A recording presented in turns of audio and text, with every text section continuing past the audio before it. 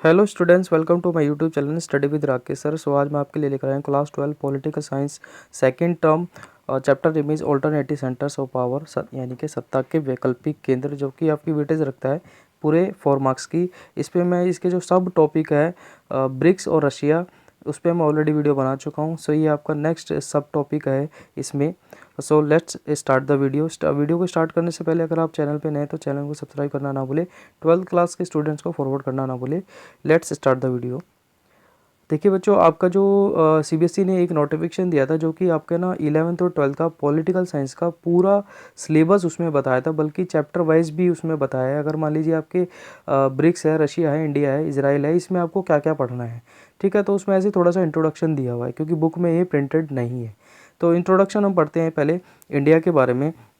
The 21st century India is being seen as an important emerging global power, ठीक है। India यानी कि 21st century में एक क्या बोलते हैं, भारत एक है ना महत्वपूर्ण उभरती हुई मतलब क्या है, वर्ल्ड की पावर दिख रहा है, ठीक है। The world is experience the power and rise of Indian in a multi dimensional way, है ना। यानी कि और वर्ल्ड भी उस चीज़ को अनुभव कर रहा है कि भारत जो कितने विभिन्न फैक्टर्स के अंदर या सेक्टर्स के अंदर क्या कर रहा है, अमर्जिंग कर रहा है या फिर अपने आप को डेवलप कर रहा है, ठीक है। Option number 2, the economic cultural strategic position of the country with the population of more than 135 crore is very strong, यानी कि 135 करोड़ से अधिक की आबादी वाले देश की आर्थिक, सांस्कृतिक, सामरिक स्थिति बहुत मजबूत है। यानी कि पूरे देखिए 135 करोड़ जो लोग हैं, कहीं ना कहीं तो मैटर रखते होंगे ना पूरे वर्ल्ड के अंदर, है ना। Why we should think about India, या वाई शुड वी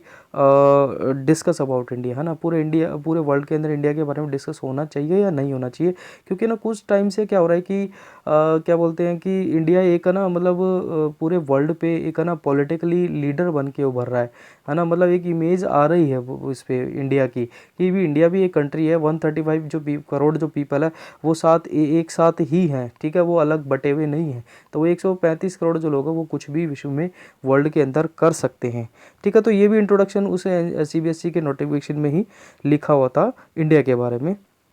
सो हम डिस्कस करते हैं पॉलिटिकल पावर ऑफ इंडिया, यानी कि इंडिया की कौन कौन सी ऐसी पावर्स है पॉलिटिकली जो कि वर्ल्ड को इन्फ्लुएंस कर सकता है, ठीक है। India has non permanent seat in security council of UNO. बच्चों, मैं इसमें हिंदी मीडियम भी मैं आपको सीधा इंग्लिश पढ़ के हिंदी भी बता देता हूँ। हिंदी वाले बच्चे डायरेक्ट इसका स्क्रीनशॉट लेकर भी उसको पढ़ सकते हैं, और मेरा जो मैं डिस्कस कर रहा हूँ वो भी आप सुन सकते हैं, ठीक है। तो India has a non permanent seat in the security council of UNO. हमें पता है कि भारत का जो यूएनओ की सिक्योरिटी काउंसिल होती है उसमें 5 परमानेंट सीट होती है, देन 10 होती है जो नॉन परमानेंट सीट होती है। तो अभी जो इंडिया है वो क्या है, नॉन परमानेंट की जो 10 सीट होती है उसमें एक इंडिया की क्या है, सीट है, ठीक है। India wish and fulfils all the criteria to become a permanent member of the UN security council, यानी कि ऑप्शन नंबर 2 ये कह रहा है कि भारत है ना, भारत की भी इच्छा है, क्या इच्छा है, डिज़ायर है, वो ये है कि भारत भी यूएनओ का सिक्योरिटी काउंसिल का परमानेंट मेंबर बने। और इसके जो भी क्राइटेरिया है, हम जब हमने 6 चैप्टर जब इंटरनेशनल ऑर्गेनाइजेशन किया था यूएनओ वाला, तो उसमें एक टॉपिक आता है कि कौन कौन से क्राइटेरिया हैं जो कि आपको फुलफ़िल करने चाहिए to be the member of permanent member of security council. तो इंडिया के जिसमें जो 5-6 जो क्राइटेरिया थे इंडिया पूरे फुलफिल कर रहा था। जैसे उसमें एक इंडिया का मतलब एक पॉपुलेशन वाइज बिग कंट्री होनी चाहिए, बिल्कुल इंडिया कंट्री बिग कंट्री है, ठीक है। मिलिट्री पावर होनी चाहिए, डेमोक्रेसी होनी चाहिए उस कंट्री के अंदर, तो मतलब यूएनओ में बजट होना चाहिए। ये सब हम ऑलरेडी हम सब कुछ कर ही रहे हैं, ठीक है। तो ये भी इंडिया चाह रहा है ना। अभी मोदी ने क्या बोलते हैं, यूएनओ की जो मीटिंग हुई थी, ठीक है, उसमें भी बहुत लताड़ा था उसको, मतलब लताड़ा इन द सेंस कि यूएनओ को खरी खोटी सुनाई थी कि भैया हमारे बारे में सोचो, ठीक है। तीसरा ऑप्शन है India is member of BRICS. हम ये ऑलरेडी डिस्कस कर चुके हैं, ब्रिक्स का सदस्य है इंडिया। ब्रिक्स के माध्यम से भी मतलब ब्रिक्स के थ्रू भी इंडिया ना वर्ल्ड को बताना चाहता है कि हम क्या हैं, ठीक है।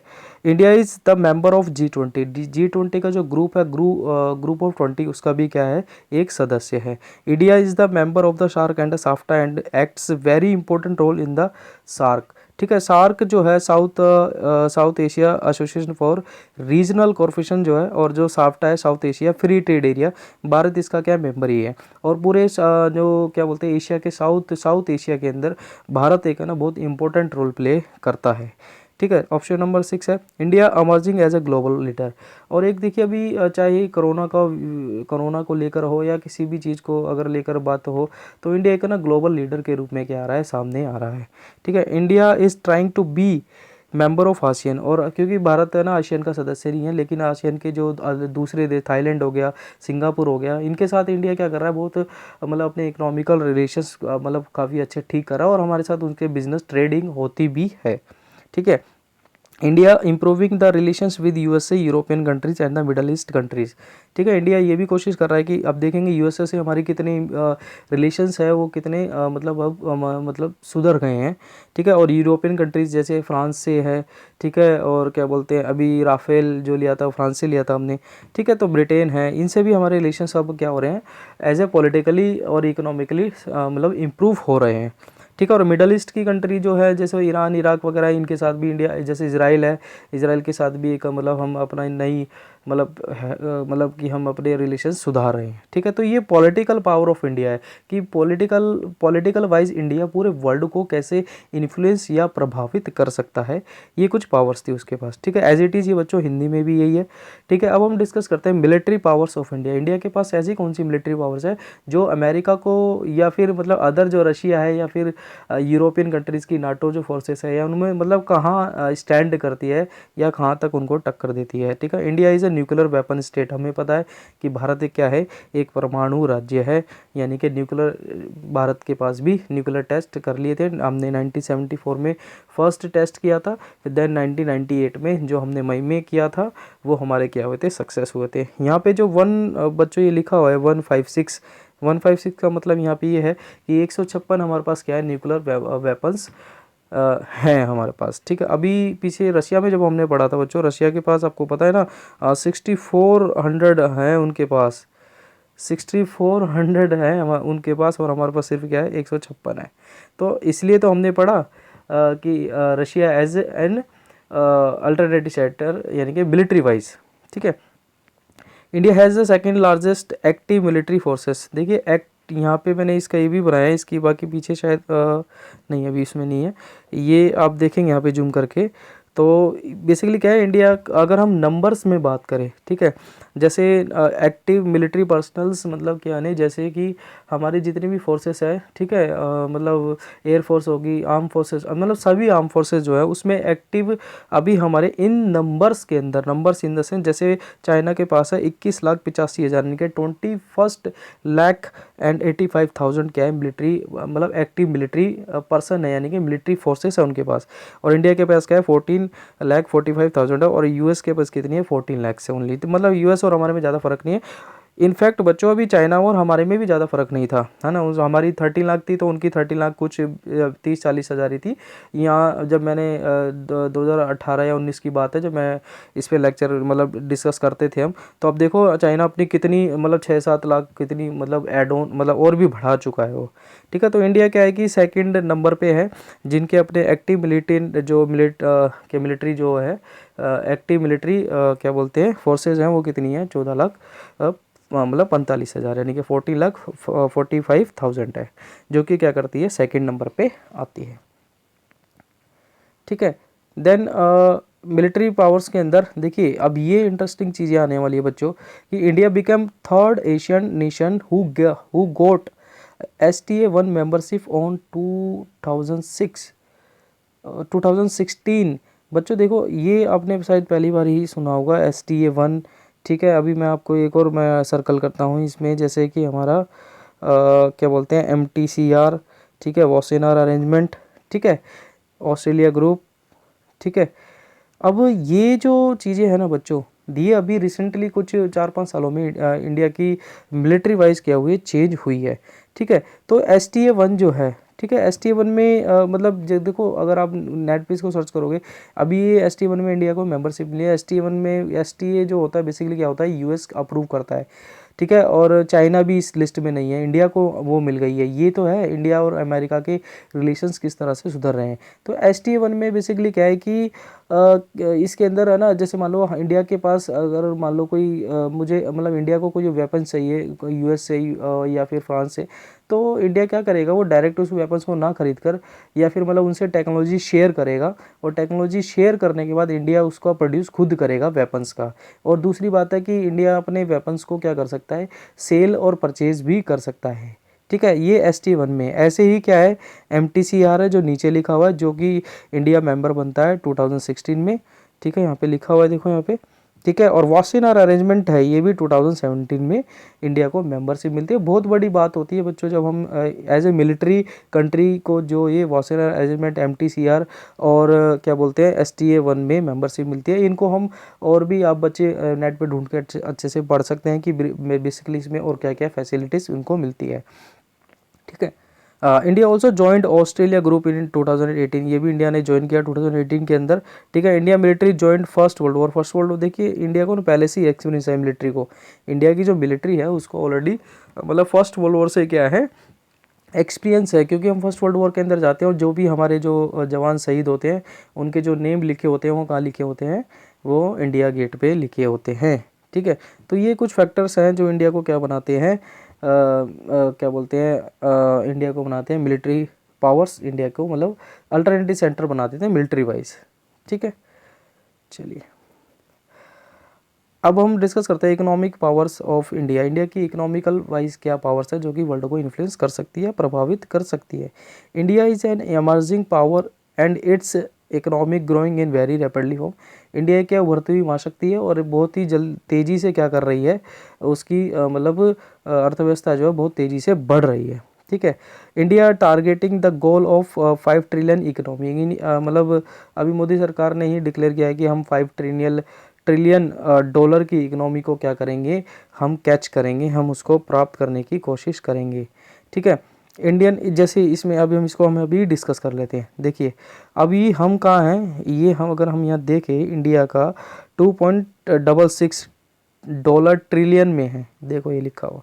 और हम किसकी बात कर रहे हैं, जापान के बराबरी की बात कर रहे हैं, है ना। और चाइना देखो बच्चों कहाँ है 14 में, और US देखो कहाँ है 20 में। तो अभी हम जापान, मतलब जापान जो 10-12 करोड़ का देश है, छोटा सा, है ना, वो मतलब हम उसके लिए उसका जैसा बनने के लिए भी हमें बहुत कुछ अभी करना है। ठीक है, देन तो ये तो इकोनॉमिक्स क्या है, पावर है किसकी, हाँ सॉरी, ऑप्शन नंबर क्या बोलते हैं, हमने डिस्कस कर लिया है इंडिया सेकंड वाला। ठीक है, तो इंडिया एक टारगेट लेके चल रहा है कि हम 5 ट्रिलियन इकोनॉमी को क्या करेंगे, अचीव करेंगे। थर्ड है Indian economic 6 rank according to the its GDP। ठीक है, GDP के अकॉर्डिंग इंडिया की जो रैंक है वो क्या है, 2.6 है रैंक है। ठीक है, India is the huge market of for investors. ये बात भी ठीक है कि अभी जब मोदी सब सभी देशों में गए थे तो क्या करने गए थे, इन्वेस्टमेंट कराने के लिए। ठीक है, India join the important international organisation like SAARC है, ब्रिक्स है, G20 है, साफ्टा है, ARF है, and trying to negotiate with ASEAN countries है। भारत कोशिश कर रहा है आसियान के देशों के साथ बिजनेस करने के लिए, थाईलैंड है, सिंगापुर है, इनके साथ। ठीक है, बाकी साफ्टा है, ARF है, इनका ऑलरेडी इंडिया क्या है, मेंबर हो चुका है। ठीक है, अभी इंडिया के पास चैलेंजेस क्या है, अभी अभी देखो ये कोरोना की वजह से 5 ट्रिलियन की जो इकोनॉमी मतलब अचीव करना बहुत मुश्किल हो जाएगा इंडिया के लिए। अभी देखिए अभी अभी मैं आज न्यूज़ सुन रहा था कि जो इंडिया का जो रुपया है वो डॉलर के मुकाबले क्या हुआ है, डिक्लाइन हो गया है। ठीक है, मतलब और भी उसकी वैल्यू कम हो गई है, लगभग 2 पॉइंट कुछ रुपये हो गई है। मतलब अगर हम जो डॉलर 74 रुपये का 74 का खरीद रहे थे, अब वो 76 का खरीदेंगे। ठीक है, कई सारे जो कंट्रीज़ है वो क्या कर चुकी है हमारे यहाँ से, मतलब हज़ारों करोड़ का डॉलर का डिस इन्वेस्टमेंट कर सकती है। अब वो मतलब वो इन्वेस्टमेंट नहीं कर रही है हमारे यहाँ पे। तो ये चैलेंजेस है अभी इकोनॉमिक और भी अच्छी करने के लिए, ये फैक्टर हम डिस्कस कर ही चुके थे। अब देखिए बच्चे cultural and interesting fact about India. ठीक है, जो कि देखिए क्योंकि उसमें आपके कल्चरल भी है कि कल्चरल की क्या कौन कौन सी जो फैक्टर है इंडिया को मतलब पूरे वर्ल्ड के जो इफ़ेक्ट करते हैं। जैसे 7th largest country by the area, दुनिया का 7वां सबसे बड़ा देश है भारत, ये हमें पता ही है। Second most populous country in the world, दूसरे नंबर पे हम जनसंख्या में आते हैं। World largest democracy in the world, यानी कि दुनिया में सबसे बड़ा लोकतंत्र देश जो है वो कौन सा है, भारत है। ठीक है। इंडिया हैज़ 22 कॉन्स्टिट्यूशनल लैंग्वेज है। ठीक है। भारत के अंदर 22 भाषा जो है संवैधानिक है। ठीक है। ये सारे कल्चरली ही फैक्ट्स हैं सारे, और लगभग हमारे पास 1600 तो हमारे पास क्या है, रीजनल लैंग्वेजेस। ये मैंने क्यों ऐड ऑन किया है, यही इंडिया की क्या दिखाते हैं, डाइवर्सिटी दिखाते हैं। फिफ्थ में the origin of Ayurveda and yoga, यानी कि अगर भारत को जाना जाता है, जो अभी इंटरनेशनल डे ऑफ योगा जो मनाया जाता है, तो वो भारत के कहने पर ही बनाया गया है। ठीक है। तो and one of the most ancient civilisation in the world, दुनिया में सबसे पुरानी जो एंशियंट सिविलाइजेशन होगी, ठीक है, वो कौन सी है, वो क्या बोलते हैं, इंडिया है। Most diverse country in the world, इतनी डाइवर्स कंट्री पूरे दुनिया में कहीं पर भी नहीं है। ठीक है। इसमें हम देखेंगे Indians are spreading all over world, only in Silicon Valley 3 lakh Indians live there. ठीक है। यहाँ पे एक है ना, यानी कि इसको हम डिस्कस करते हैं। देखिए पूरी दुनिया में आपको क्या मिलेंगे, इंडियंस मिल जाएंगे। जब हमने आप अमेरिका वाला चैप्टर पढ़ोगे, यूएस रिलेशंस विद इंडिया। ठीक है। तो इंडिया के और अमेरिका के क्या संबंध है, तो उसमें देखेंगे हम 3 लाख लोग तो सिलिकॉन वैली में ही रहते हैं। सिलिकॉन वैली क्या है, सिलिकॉन वैली यूएस की क्या है, एक आईटी सेक्टर है, आईटी सिटी है। ठीक है। इंफॉर्मेशन टेक्नोलॉजी वाली। ठीक है। तो मतलब 3 लाख लोग तो वहीं रहते हैं पूरे, मतलब ये कल्चरली तो है, जहाँ जहाँ इंडिया वाले जाएंगे वहाँ अपना कल्चर दिखाएंगे। ठीक है। Around 70% of world spices come from India, मतलब दुनिया के 70% जो मसाले जो होते हैं वो कहाँ से आते हैं, इंडिया से आते हैं। India has the current tallest statue in the world, ये भी कई सारी चीज़ें हैं जो ऐड ऑन होती जा रही है। India never invade any country, देखिए ये जो लिखा है, इंडिया ने कभी भी किसी दूसरी कंट्री पे क्या नहीं किया, पहले आक्रमण नहीं किया है। ठीक है। तो so proud to be an Indian, आपको क्या मतलब ये सेम एज इट इज़ क्या लिखा है बच्चों, हिंदी में लिखा है। एक ये लाइन छूट गई थी उसमें, क्योंकि वो थोड़ा सा उसके ऊपर आ गई थी लाइन, कि वर्ल्ड के अंदर ना मोस्ट 8 रिलीजन्स है पूरी दुनिया के अंदर, और उनको फॉलो करने वाले सारे कहाँ रहते हैं, इंडिया में रहते हैं। ये भी इंडिया की क्या दिखाता है, डाइवर्सिटी दिखाता है, कि किस तरह से हम माइनॉरिटीज़ को लेकर, है ना, माइनॉरिटीज़ को के राइट्स को हम किस तरह से क्या करते हैं, प्रोटेक्ट करते हैं। जैसे पाकिस्तान में होता है, जब कभी भी गुरुद्वारे के ऊपर हमला हो जाता है, ठीक है, हिंदुओं को शायद कुछ भी हो सकता है, लेकिन यहाँ पे इंडिया में ऐसा नहीं देखने को मिलता है। ठीक है। So proud to be an Indian, तो हमें इंडियन होने पे क्या होना चाहिए, गर्व होना चाहिए। कई में ऐसे भी लोग मिलते हैं जो कि इंडिया में रहकर इंडिया के क्या करते हैं, बुराई करते हैं, उनको इंडिया के बारे में एक्चुअली में पता ही नहीं है कि व्हाट इज़ एन इंडिया। ठीक है। तो वो दूसरे देशों के बारे में ही गुण गाते रहते हैं। सो 12th क्लास के स्टूडेंट को फॉरवर्ड करना ना भूले, चैनल पर अगर आप नए तो चैनल को सब्सक्राइब करना ना भूले। So thank you.